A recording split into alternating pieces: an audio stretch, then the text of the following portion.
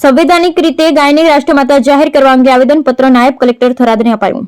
ઉપરોક્ત વિષયમાં સનાતન ધર્મી હિન્દુ આવેદનપત્ર પાઠવી છે કે અમારી સનાતન હિન્દુ સંસ્કૃતિમાં ગાયનું સ્થાન હંમેશાથી વિશેષ રહ્યું। ગાયને માતાનો દરજ્જો અપાયો છે। ગાયમાં 33 કોટી દેવોના વાસ છે અને ગાય એ હરતું ફરતું મંદિર છે એવી અમારી આસ્થા અને વિશ્વાસ છે।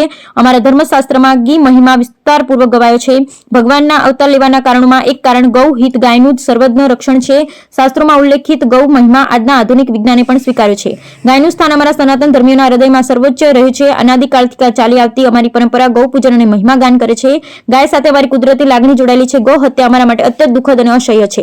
અત્યાનંદ છે કે અયોધ્યામાં રામ મંદિર બની રહ્યું છે, પરંતુ ભગવાન શ્રી રામનો જન્મ ગૌરક્ષા માટે થયો અને એમણે ગૌ સેવાનો આદર્શ સ્થાપિત કર્યો। શ્રી રામજીના અને શ્રી કૃષ્ણના જીવનમાં ગૌનું આટલું વિશેષ મહત્વ રહ્યું હોય ત્યારે ગૌ માતાને રાષ્ટ્રમાતાનો દરજ્જો મળે એ અમારી મન્યા છે। ગાયને સંવૈધાનિક રીતે રાષ્ટ્રમાતા જાહેર કરવાની અમારી માંગ તુરંત વિચારણા હેઠળ લેવામાં આવેલ છે એવી અમારી અભિલાષા। સનાતન ધર્મમાં સર્વોચ્ચ સ્થાન શંકરાચાર્યનું હોય છે।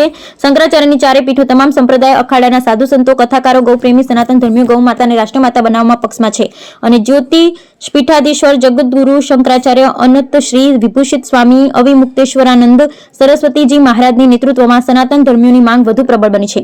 અમે ગાયને માતા માનીએ છીએ, પરંતુ સંવૈધાનિક રીતે ગાયને રાષ્ટ્રમાતાનો દરજ્જો આપવાની અમારી માંગ જો પૂરી થાય તો ગાય રાષ્ટ્રની ધરોહર ગણાશે અને રાષ્ટ્રધ્વજ, રાષ્ટ્ર પ્રાણી, રાષ્ટ્રીય પક્ષી વગેરેની સુરક્ષા અને સંવર્ધન થાય તેવી જ રીતે ગાયની રક્ષા અને સંવર્ધન થશે। બ્યુરો રિપોર્ટ ભરત કડી।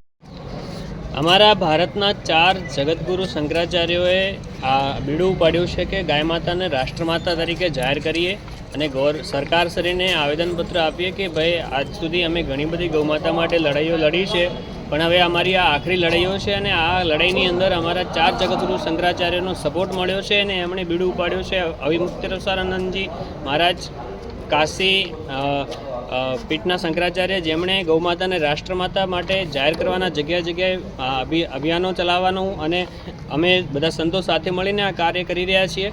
અને આજે થરાદ કલેક્ટરશ્રીને ગૌમાતાને રાષ્ટ્રમાતા જાહેર કરે એવું અમે આવેદનપત્ર સરકારશ્રી સુધી પહોંચાડવા માટે આપ્યું છે અને બધા ગૌભક્તો સંતો સાથે મળી અને જેટલું બને છે એટલું સત્વરે ગૌમાતાને રાષ્ટ્રમાતા જાહેર કરે એવી અમારી માંગ છે।